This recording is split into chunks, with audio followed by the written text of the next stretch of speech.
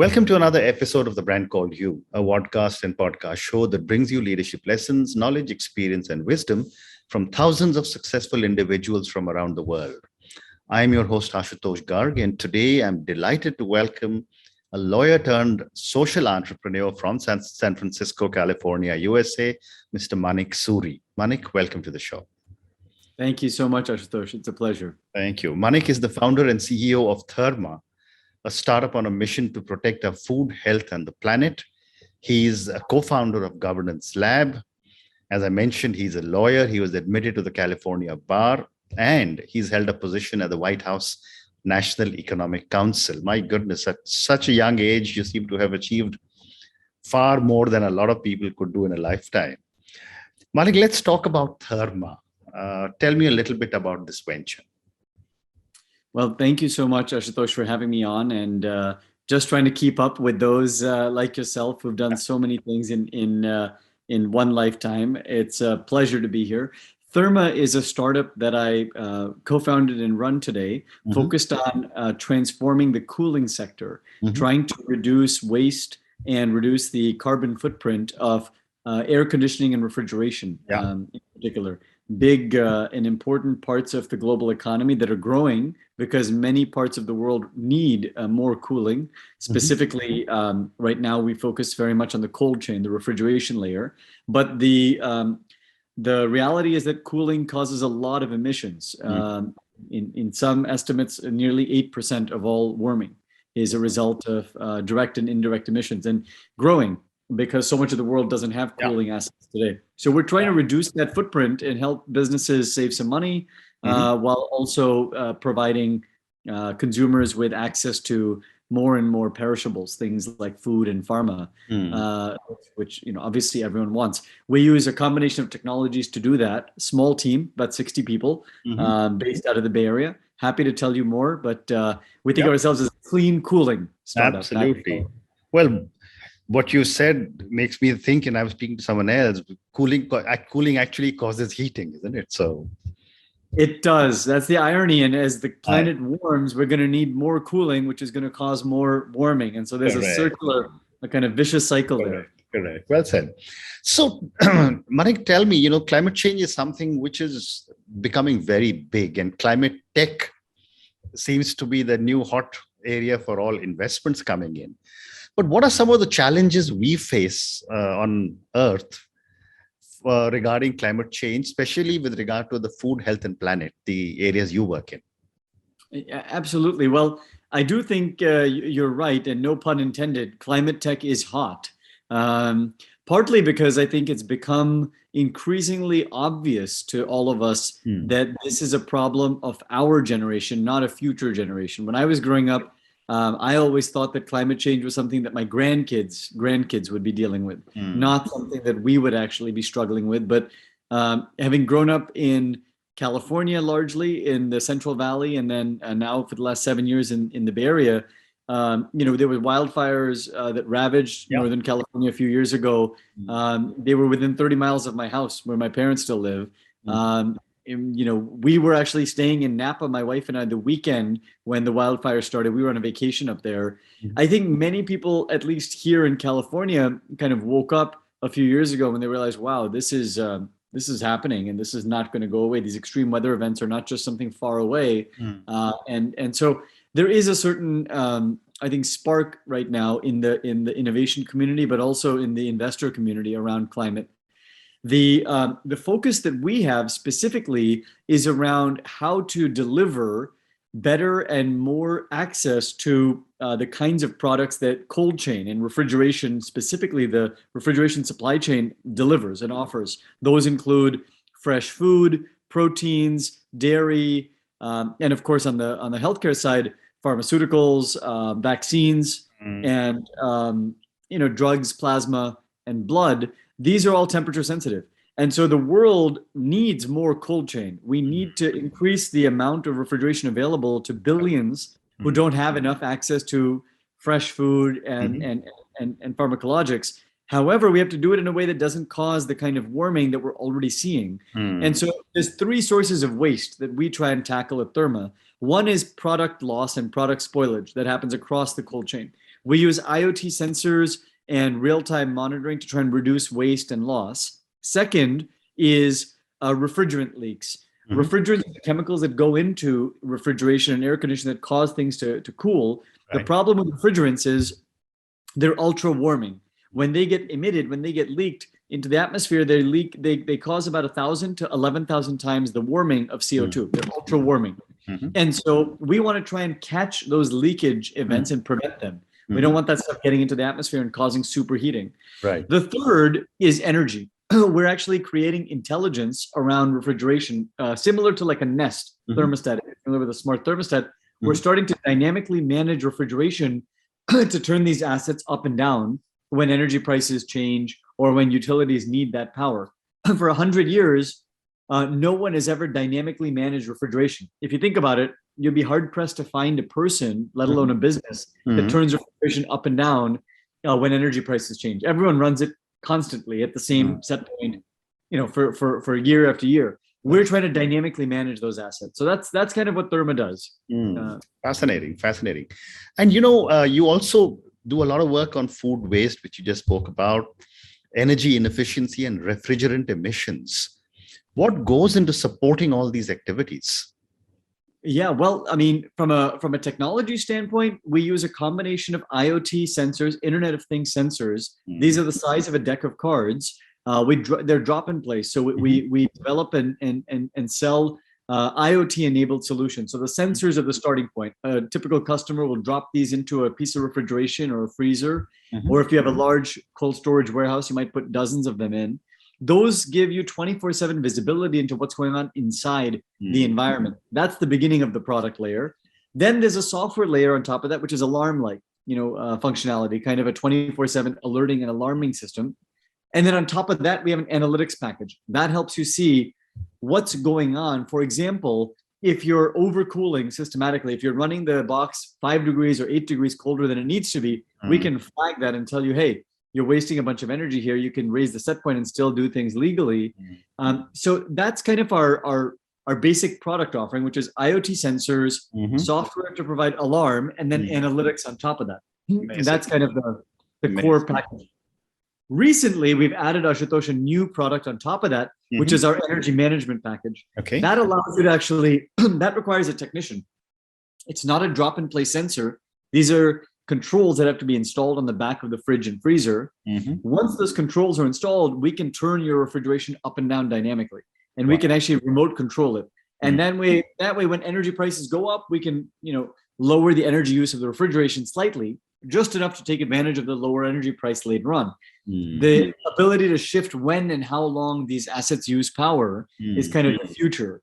And it's a little bit hard for people to get their heads around, but we're starting to think about using refrigeration as a battery.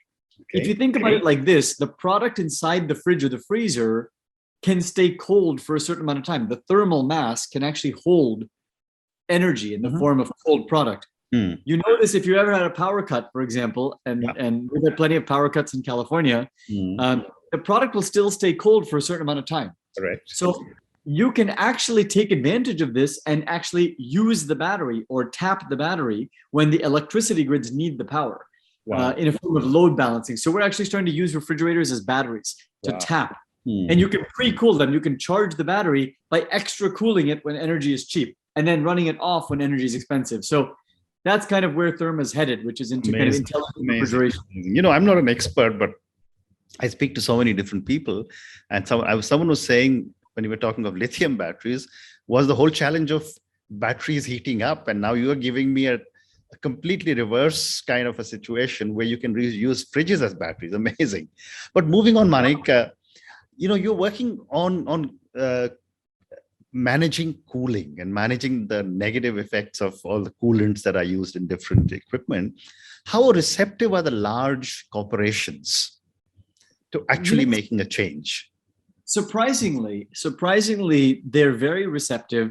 Okay. However, Ashutosh, I would say it's largely because we sell on a primarily financial ROI.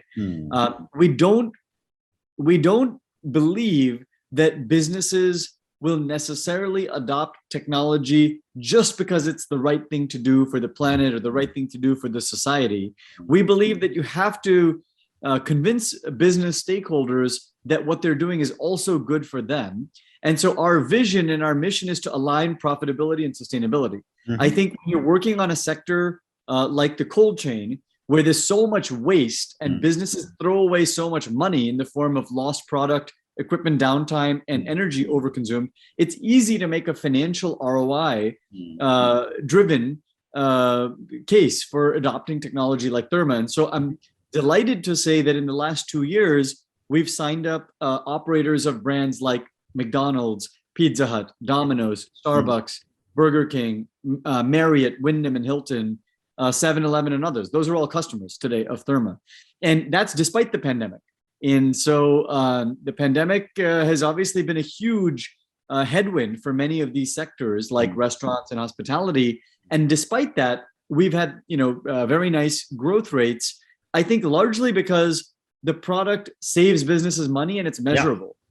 That's ultimately how you get people to change things. And then, of course, it has a sustainability ROI as well. And then brands can message that they're doing the right thing to their customers as well. But we focus on the financial ROI when we're trying to sell the product. Fantastic.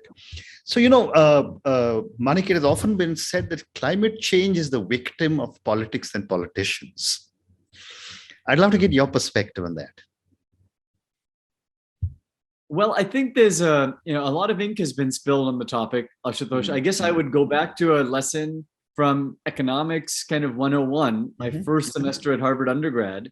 The tragedy of the commons is a kind of classic framework that economists use to describe when public externalities or public goods are systematically underinvested in. I think you have this problem with the climate where it's got diffuse, to the average individual, it's got diffuse benefits and concentrated costs. So people, of course, at scale, do not want the planet to warm. But at the margin, it's very hard to convince an individual firm or an individual family or an individual human to change their behavior, because in the long run, it might be good for the planet in some general, long-term, diffuse sense. That's one of those classic problems where you experience the cost very concentratedly and very immediately, and the benefit is far out and hard to feel. And so I think with those kinds of problems, traditional democratic politics struggle, because you've got frameworks and electoral cycles that reward politicians for delivering results to their constituents. And if a politician can't deliver a result to a voting community, good luck getting reelected. If a politician's not going to get reelected on an issue, good luck getting them to focus on it anytime while they're in office. And so you have this problem with climate where everyone knows we ought to change policies, but the costs are concentrated, the benefits are diffuse, so no one does it. And so what a great response. What a great response. I'm just returning to one of these challenges that, I think we face with many issues, but climate is one of them that we're all going to have to deal with, because there's only one. I keep saying to all my friends who work in crypto, we have lots of metaverses now, but only one universe. This verse we got to fix. Well said. So one of the things, and this is for a lot of my young viewers and listeners who are so very conscious about climate change, what steps can each one of us take on a daily basis to make our own contribution towards a greater good? I think there's many things we can do. There's the kind of immediate stuff like take a look at your fridge, take a look at your closet. Take 5 minutes on the weekend and think about the brands that you support. There are many small actions that we can take. For example, I convinced my wife a few years ago to start using thermoses instead of bottled water. She grew up drinking a lot of bottled water, and eliminating the bottled water use in our household is not going to change or save the planet. But when you think about those kinds of actions at scale, you can start to imagine how, if we start to recycle at the margin, if we start to use less,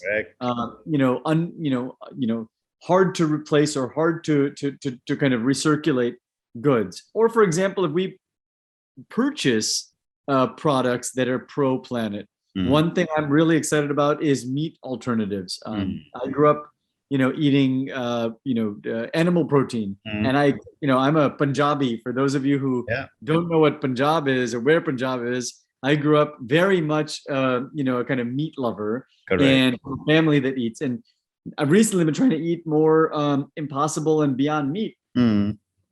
It's a small choice, and it's not like I do it consistently, but I think these kinds of small actions that we take do ultimately make an impact at scale. So whatever the small micro action is, whether it's choosing to consume differently or putting your dollars to work behind different brands, I think there's lots of actions we can take. But more importantly, if you're really interested in making a difference, put your energy behind one of the really interesting organizations working on sustainability. There's so many in every part of the world. I'm constantly amazed. I meet a lot of folks working on sustainability and circular economy and climate everywhere on the planet. And so, join a group or get involved, become an activist, become an entrepreneur, do it at any level. I mean, that's kind of my encouragement to everyone who cares. Absolutely. What great advice. I mean, from actually managing what we are consuming, to looking at the brands that we are buying, and to actually putting your shoulder to the wheel with some organization.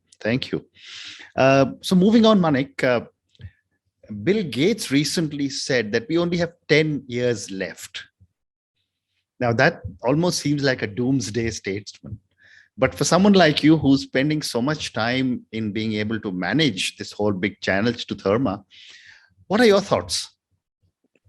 Well, I think the framework around how much time we have left and what we can actually do can often seem very depressing, Ashutosh. I think if you follow the IPCC or other climate bodies and their kind of regular reporting on the problem, the frameworks that they use are typically number of degrees of warming and number of gigatons of emission reduction required to alleviate or to mitigate certain warming rates. And so the scenario modeling is all around how fast and how warm can we afford the planet to get.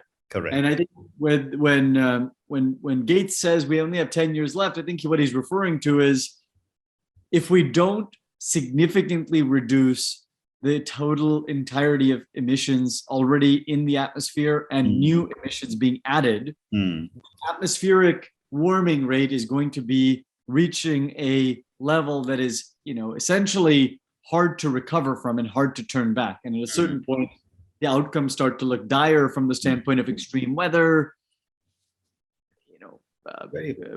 human migration patterns that could be super disturbing and challenging, and many, many places could become much less inhabitable than they already are. So it gets pretty dire.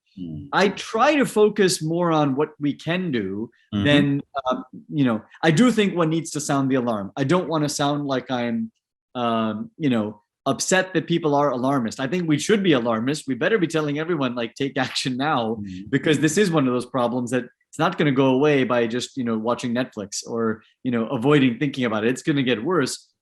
My focus, and every day I spend most of my energy trying to get people to think about solutions.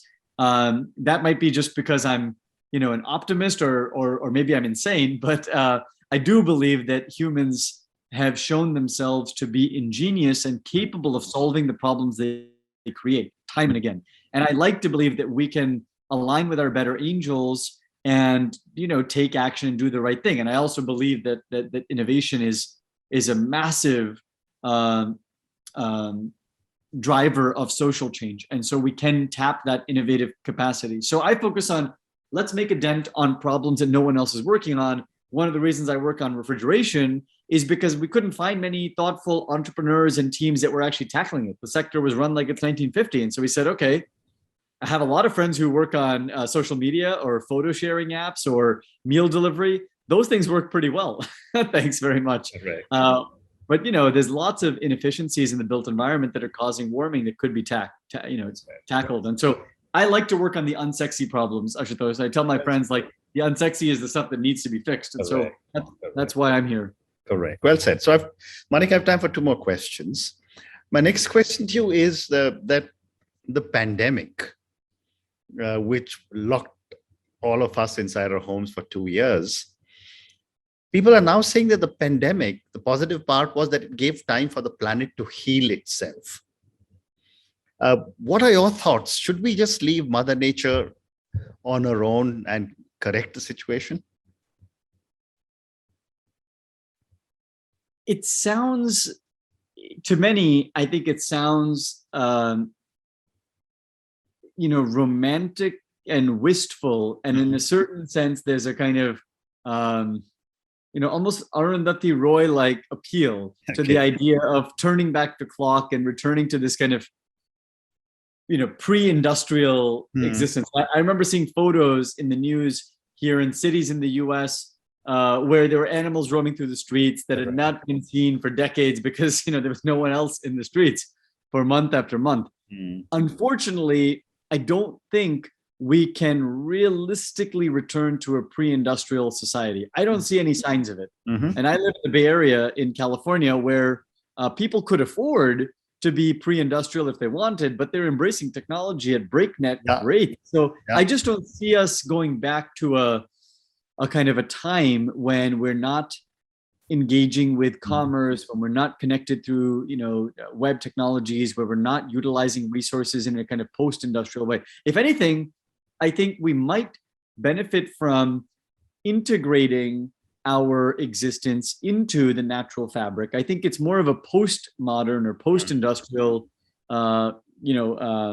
steady state that we need to seek, which is maybe accepting that nature is a force that needs to be respected. That's very hard. And certainly many have written and spoken eloquently about it. And I'm not, I don't come from conservation and naturalism, but it appeals as, and so I do think we can embrace that respect for nature. And I try and instill it in my 10-month-old, for example. Every day we go out and touch the tree in the backyard and say, thank you, God, for giving us the trees. But I do think we have to accept that industrial society isn't going away, and industrializing and developing economies are growing rapidly. So we have to figure out new ways of solving these problems. We can't rely on that. Fantastic. And my last question to you, and this is for the many, many people who will listen to our conversation. What would you say, Manik, are 3 lessons you would like our viewers and listeners to take away from our conversation and your experience? Believe in yourself. My dad always says this to me. My dad's one of my inspirations and was also a kind of entrepreneur and a first-generation immigrant. And he's always said to me, believe in yourself. As an entrepreneur and someone who's experienced a lot of failure, before starting Therma, I hadn't experienced a lot of success. I hadn't experienced a lot of failure. I'd had a lot of success and I'd been very privileged. I'd gone to Harvard twice, I'd gone to Cambridge, worked at D.E. Shaw, worked at the White House, was always top of my class in any school I went to. Then I started a company and I got rejected about 150 times in the first 6 months. Wow. And then I got rejected another 400 times with sales and recruiting and investors, and all kinds of things were hard. And it's still hard, even at 60 people. And so I would say one thing I've started to learn is believe in yourself and just keep going. Put one foot in front of the next. If you believe in yourself, things will happen. Second is surround yourself with people who inspire you and who are better than you. Someone said to me, I like to be the least smart person in the room, in any room I'm in. And I used to say, I like to be the smartest person in the room. And now I totally think that's the right way. The former is the right way. It's you want to be the least smart person in the room because that means you're doing something right. If you're the smartest person in the room, you should change the room. Correct. So, surround yourself with people who can level you up. Yeah. And the third is don't take it too seriously. This is something my wife, who I've been with for 21 years, we met as freshmen in college in 2001. And we've been together for the whole time. We were dated for 12 years. She's my best friend. She's known me, as when we were kids. And she's often reminding me, like, don't take it too seriously. Don't take yourself too seriously. Don't take the success or the loss. There is a certain kind of hold it lightly. Yeah. I think it makes it more, there's a kind of appreciation for the highs and a kind of humility around the lows that sometimes I find now being a dad. I have my first kid last year, and sometimes I just watch her interacting with, our dog, or with the grass, or with, she was watching a bumblebee over the weekend. You kind of realize that we create these ideas about who we ought to be and the change we have to achieve and all the problems we have to solve. And we get so heavy and so caught up that we forget to appreciate the lightness of being around it. So that's an encouragement I have to anyone, whether you're an entrepreneur, innovator, or not. Oh, wonderful. Manik, on that note, and on taking up from where you've said, we need to have a climate-friendly machines, climate-friendly technology, climate-friendly living. We need to be able to actually walk the talk ourselves for every single thing that we do, keeping in mind our climate. Thank you so much for speaking to me. Thank you for talking to me about Therma and the amazing work you're doing in cooling and refrigeration. Thank you for sharing with me your three inputs for our viewers and listeners. Thank you again for speaking to me, and good luck. Really a pleasure. Thanks, all, for listening. Ashutosh, congrats on such a successful career, and excited to see more of your conversations in the years ahead. Thank you. Thank you for listening to the Brand Called You videocast and podcast, a platform that brings you knowledge, experience, and wisdom of hundreds of successful individuals from around the world. Do visit our website www.tbcy.in to watch and listen to the stories of many more individuals. You can also follow us on YouTube, Facebook, Instagram, and Twitter. Just search for the Brand Called You.